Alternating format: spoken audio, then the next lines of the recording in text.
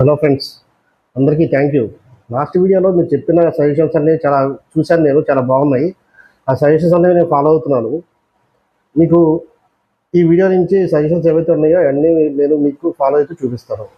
First ఏంటంటే, last వీడియోలో మీరు చెప్పింది ఎడ్యుకేషన్ సిస్టంలో ఉన్న లోపాలు, దానివల్ల పిల్లలు పడే ఇబ్బందులు ఏంటి, దీనివల్ల ఇయర్ ఎండింగ్లో జరిగే సూసైడ్స్, పిల్లలవి ప్రెషర్ తట్టుకోలేక మార్క్స్ వస్తాయా, ర్యాంక్స్ వస్తాయా, రావా, నేను పాస్ అవుతానా, ఫెయిల్ అవుతానా అనే దాని మీద ఇంటర్ చదువుతున్న విద్యార్థులు ఎక్కువ ఇబ్బంది పడుతుంటారు. 10th ఆఫ్టర్ రిజల్ట్స్ కానీ, ఇంటర్ ఆఫ్టర్ రిజల్ట్స్ కానీ ఇబ్బందులు పడుతున్నారు. దాని గురించి నేను ఒక వీడియో అనేది చేద్దామని చాలా రోజులు అనుకుంటున్నాను. అది ఇప్పుడు చేస్తున్నాను. ప్రజెంట్ విద్యా విధానం గురించి మాట్లాడుకునే ముందు, పాస్ట్లో అంటే 70s, 80s అండ్ 90s ఆ టైంలో మన విద్యా విధానం ఎలా ఉండేది అనే దాని గురించి ఒక చిన్న రీక్యాప్ చేసుకుందాం.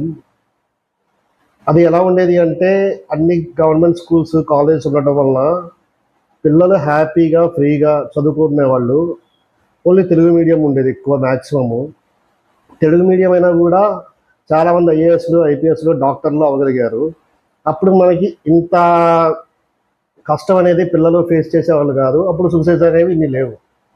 కానీ రానున్న రోజుల్లో అంటే 2000s, 2005, 10 నుంచి ఏమైపోయిందంటే, మనకి కార్పొరేట్ కల్చర్ అనేది వచ్చేసింది. ఈ కార్పొరేట్ కల్చర్ రావడం వల్ల బ్రాంచెస్ పెరుగుతున్నాయి. బ్రాంచెస్ పెరగడం వల్ల స్టూడెంట్స్ని కాలేజీల్లో, స్కూల్స్ అడ్మిషన్ చేసుకోవడానికి పిఆర్ఓలు పెట్టుకున్నారు. ఈ పిఆర్ఓలు ఆ స్కూల్స్లో ఏ ఫెసిలిటీస్ ఉన్నా లేకపోయినా మంచిగా మన పిల్లల దగ్గరికి వచ్చి, పేరెంట్స్ దగ్గరికి వచ్చి మాట్లాడి కన్విన్స్ చేసి ఆ పిల్లల్ని స్కూల్లో జాయిన్ చేయడం, లేదంటే కాలేజ్లో జాయిన్ చేయడం అనేది స్టార్ట్ చేయడం వల్ల ఒక్క బ్రాంచ్తో ఉన్న స్కూల్స్ చాలా ఈ రోజుల్లో ప్రతి ఊరికి, ప్రతి వీధికి, ప్రతి మారుమూల పల్లెటూరికి కూడా వెళ్ళిపోయి పిల్లల్ని ఆకర్షిస్తారు. ఎలాగా అంటే, పిల్లలకి పేరెంట్స్కి రీచ్ అవ్వడానికి.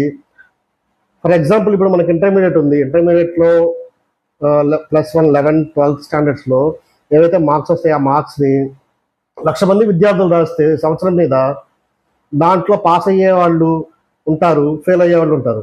కానీ ఫస్ట్ పర్సంటేజ్ ఏదైతే ఉంటుందో, లైక్ 4,000కి ఇంటర్మీడియట్ అయితే 2 years మీద కలిపి 1000 కదా, దాని మీద వచ్చేసి 900 అబోవ్ ఎంతమంది అయితే ఉంటారో వాళ్ళ ఫోటోలు వేసి పేపర్లకి, ఎక్కువ పబ్లికేషన్స్కి, ఎక్కువ ప్రింట్ మీడియాకి ఇచ్చేసి టీవీలో, ఛానల్లో మనకి కొడతారు.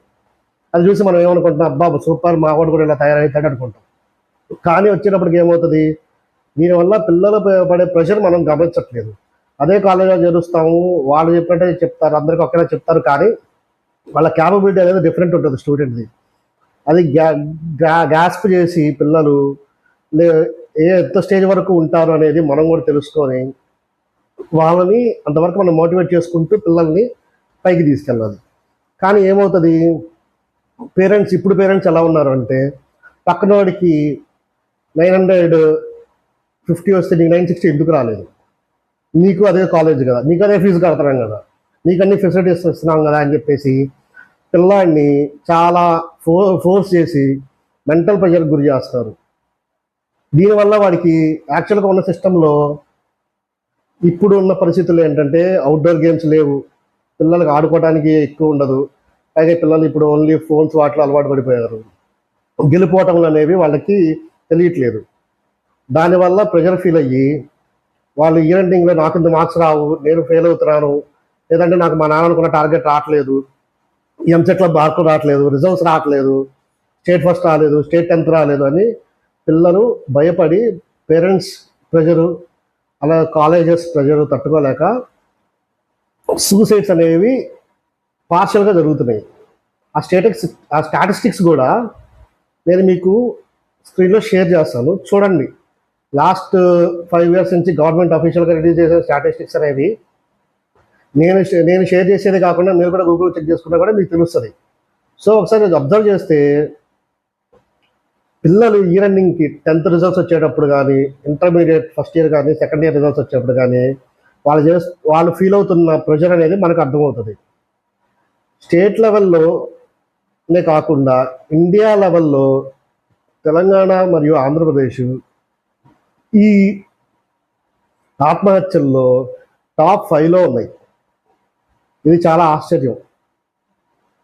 ఒక్కసారి దీని గురించి పునఃపరిశీలించుకొని పిల్లలు ఎలా చదవాలి ఏంటి అనేది ఒక్కసారి గవర్నమెంట్లు, ఆ, విద్యా సంస్థలు అన్నీ ఒకసారి చెక్ చేసుకొని పిల్లలకి మెంటల్ ప్రెషర్ లేకుండా హ్యాపీగా చదువుకునే విధానం అనేది తీసుకొచ్చి వాళ్ళకి ఏమి కావాలి, వాళ్ళ టాలెంట్ ఎందులో ఉంది, ఏం చదువుతారు అనేది ఒకసారి చెక్ చేసి దాన్ని బట్టి వాళ్ళకి కోర్సులు డిజైన్ చేసి దాంట్లో వాళ్ళని ఎక్స్పర్షన్ చేయాల్సిందిగా ఉంటే బాగుంటుంది. అంతేగాని రోజు పొద్దున్నే 10 గంటలు చదవాలి, పొద్దున్న 6ంటికి స్టార్ట్ చేయాలి, సాయంత్రం 8-9 దాకా రుద్దాలి అనే కాన్సెప్ట్ అనేది పోవాలని నా పర్సనల్ ఫీలింగ్. పిల్లలకి ఏమి కావాలి అనేది ఎలా అయితే డిస్కస్ చేస్తామో రోజు కూర్చొని వాళ్ళకి మోటివేషన్ అనేది పేరెంట్సే ఇవ్వాలి. స్కూల్లో ఏం జరిగింది, కాలేజీలో ఏం జరిగింది, టీచర్ ఏం చెప్పారు, నీకు ఎంతవరకు అర్థమైంది, అర్థం కాదు నెక్స్ట్ ఏం చేయాలి, పేరెంట్స్ కూడా ఆలోచించాలి. వాళ్ళకి మనం ఎలా గైడ్ చేయాలి ఏంటి అనేది మొత్తం ఎక్స్ప్లెయిన్ అనేది తల్లిదండ్రులు టీచర్లు కూర్చొని పిల్లలకి ఎక్స్ప్లెనేషన్ చేస్తే వాళ్ళు ఆ ప్రెషర్ తగ్గించుకొని వాళ్ళ కష్టాలు ఏమున్నా, వాళ్ళ ప్రాబ్లమ్స్ ఏమున్నా తల్లిదండ్రులకు కానీ టీచర్స్కి కానీ చెప్తారు. చెప్పినప్పుడు మనం కూడా విన్నది దాన్ని ఎలా సాల్వ్ చేయాలని మనము ఆలోచిస్తే ఈ ప్రాబ్లమ్స్ ఉండవు. అందరూ అంతే అంటారులే, పిల్లలకి వాళ్ళకేం తెలుసు, వాళ్ళకి ఏం కావాలో మాకు తెలియదా అని మీరు ఫీల్ అయ్యి పిల్లల్ని ఇబ్బంది పెడితే తర్వాత బాధపడేది తల్లిదండ్రులే, టీచర్లు కాదు, ఆ విద్యా సంస్థలు కాదు. దాని గురించి ఒకసారి ఆలోచించి పిల్లల్ని 10 డేస్కో లేదంటే 15 డేస్కో కూర్చోబెట్టి వాళ్ళ మెంటల్ స్టేటస్ ఏంటి, వాళ్ళ ఎడ్యుకేషన్ స్టేటస్ ఏంటి అన్నీ కనుక్కొని వాళ్ళు ఏమైనా చెప్తే విని, వాళ్ళ ప్రాబ్లమ్స్ చెప్తే విని దానికి సొల్యూషన్ అనేది మనము కూడా ఐడెంటిఫై చేసి వాళ్ళకి దానికి చెప్తే వాళ్ళు హ్యాపీగా ఫీల్ అయ్యి నెక్స్ట్ ఏంటనేది వాళ్ళు ఆలోచించుకుంటారు. పిల్లవాడికి యాన్యువల్ రిపోర్ట్ ఫైనల్ కాదు. ఒక ఎడ్యుకేషన్లో ఇయర్ ఎండింగ్లో వచ్చే యాన్యువల్ రిపోర్ట్ ఒక ఫైనల్ కాదు. ఇంటర్మీడియట్ వాళ్ళకి లాస్ట్ సెకండ్ ఇయర్లో వచ్చే 1000 మార్క్స్కి 900 ఫైనల్ కాదు. నెక్స్ట్ వాడికి ఏం కావాలి కూడా వాళ్ళకి ఎక్స్ప్లెయిన్ చేయాలి. వాడు దేంట్లో ఉంటాడు, వాడు ఏం చదువుతాడు, లేదు అంటే వాళ్ళకి వేరే ఇంట్రెస్ట్లు ఏమున్నాయి, లైక్ స్పోర్ట్సా లేకపోతే కల్చరల్ యాక్టివిటీసా, సింగింగా, డాన్సింగా, ఇతర చాలా ఉన్నాయి కదా. ఒక ఎడ్యుకేషన్ ఇంపార్టెంటే, దాన్ని ఎవరు కాదంటారు. కానీ వాటితో పాటు బ్యాలెన్స్ చేసుకుంటూ ఇవి కూడా ఉంటే ఫ్యూచర్లో ఇన్ కేస్ వాళ్ళకి తగిన మెరిట్ అనేది రాకపోతే అదర్ యాక్టివిటీస్లో వాళ్ళు యాక్టివ్ ఉండడం వలన దాంట్లో వాళ్ళ ఫ్యూచర్ని వాళ్ళు చూస్ చేసుకొని ముందుకు వెళ్ళగలుగుతారు. ఇది కూడా మనం ఎక్కువగా పిల్లలతోటి కూర్చొని డిస్కస్ చేసి మాట్లాడి వాళ్ళ ఫీడ్బ్యాక్ గైడెన్స్ తీసుకుంటే వాళ్ళకి ఏం కావాలనేది మనం చెప్పచ్చు. మనకి అర్థమవుతుంది వాళ్ళు ఏ స్టేజ్లో ఉన్నారు, వాళ్ళు ఏం కోరుకుంటున్నారు అనేది. సో నేను ఇందాక ముందు చెప్పినట్లు 10-15 డేస్కి ఒకసారి కూర్చొని పిల్లలతో డిస్కస్ చేస్తే వాళ్ళ మెంటల్ స్టేటస్ ఏంటి, వాళ్ళ ఇంట్రెస్ట్ ఏంటి, ఎడ్యుకేషన్లో ఏం చేయాలనుకుంటున్నారు. ఇంకోటి, ఎడ్యుకేషన్ అంటే ఓన్లీ ఇంజనీరింగ్ లేదంటే ఎంబీబీఎస్ డాక్టరే కాదు, ఇంకా చాలా ఉన్నాయి. ఆ చాలా ఏంటి అనేది వాడికి ఏ సూటబుల్ అవుతుంది అనేది మీరు స్టూడెంట్స్ కలిపి కూర్చొని, స్టూడెంట్స్ ఇన్ ద సెన్స్ పిల్లలు, తల్లిదండ్రులు వాళ్ళ పిల్లలు కూర్చొని నా కెపాసిటీ ఇది, నేను ఇది చదవగలను, ఇది చేయగలను, నేను దీంట్లో జాయిన్ అవుతాను. ఇంటర్మీడియట్ అయిపోగానే ఎంసెట్ రాయటం, ఎంసెట్ రాసేసి కొంతమంది ఇంజనీరింగ్ అంటారు, కొంతమంది వేరే కోర్సులు రాసేసి ఎంబీబీఎస్ అని అది అని ఇదని అంటుంటారు. ఒకవేళ రాకపోతే బాగా డిప్రెస్ అయిపోయి నేను ఇంకా చదవలేను అని పిల్లలు ఫీల్ అవ్వటం, నువ్వు దేనికి మనకి రావని తల్లిదండ్రులు ఫీల్ అవ్వటం జరుగుతుంది. సో ఆ టైంలో అదర్ యాక్టివిటీస్ ఏమున్నాయి, వాళ్ళ అదర్ ఇంట్రెస్ట్ ఏమున్నాయి, స్పోర్ట్స్లో ఉన్నాడా ఛాంపియన్గా, లేదంటే సింగింగ్లో ఛాంపియన్గా ఉన్నాడా, కల్చరల్ యాక్టివిటీస్లో వాడు ఏమన్నా ఛాంపియన్గా ఉన్నాడా, వాడి ఇంట్రెస్ట్ దేంట్లో ఉందనేది మనం ఐడెంటిఫై చేయగలిగితే వాడి ఫ్యూచర్ని డిజైన్ చేసినట్టు ఉంటుంది, వాడికి నచ్చింది మనం నేర్పించినట్టు ఉంటుంది. ఓకే, ఇన్ కేస్ ఈ రోజుల్లో ఏం జరుగుతుందంటే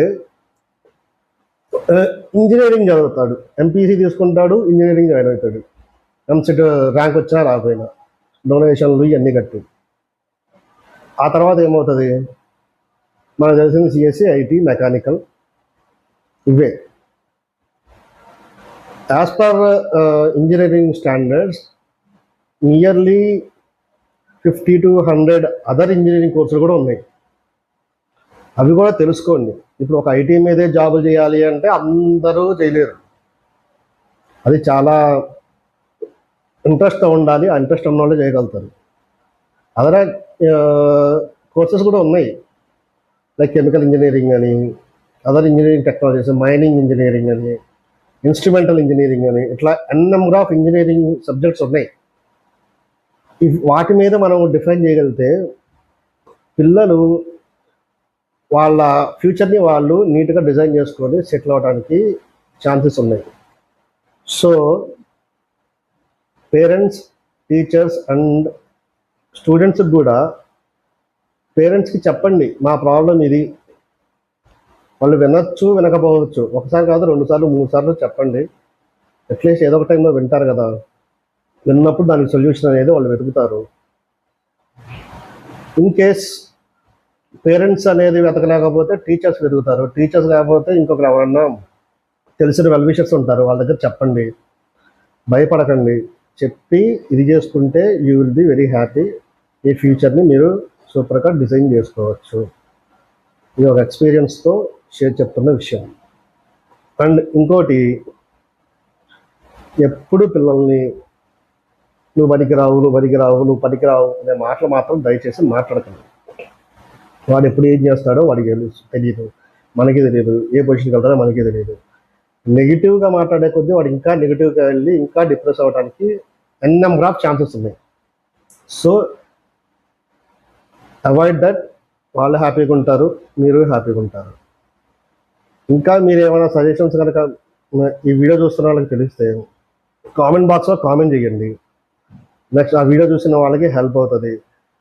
సబ్జెక్ట్స్ అని నేను అంటున్నా కానీ సబ్జెక్ట్స్ కాకపోయినా, యాక్చువల్గా సబ్జెక్ట్స్ అనే టర్మ్ కాదు, ఇంజనీరింగ్ స్ట్రీమ్స్ కానీ, ఇంజనీరింగ్ రాసిన వాళ్ళకి వేరే వేరే స్ట్రీమ్స్ ఏముంటాయి, అట్లానే బైపీసీ చదివిన తర్వాత వేరే వేరే స్ట్రీమ్స్ ఏముంటాయి, మనకి తెలిసినవి తెలియనివి కామెంట్ చేస్తే స్టూడెంట్స్కి హెల్ప్ అవుతుంది.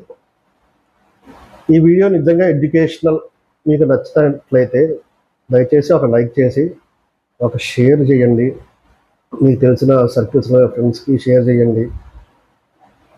నా ఛానల్ని సబ్స్క్రైబ్ చేసుకోండి. Thank you.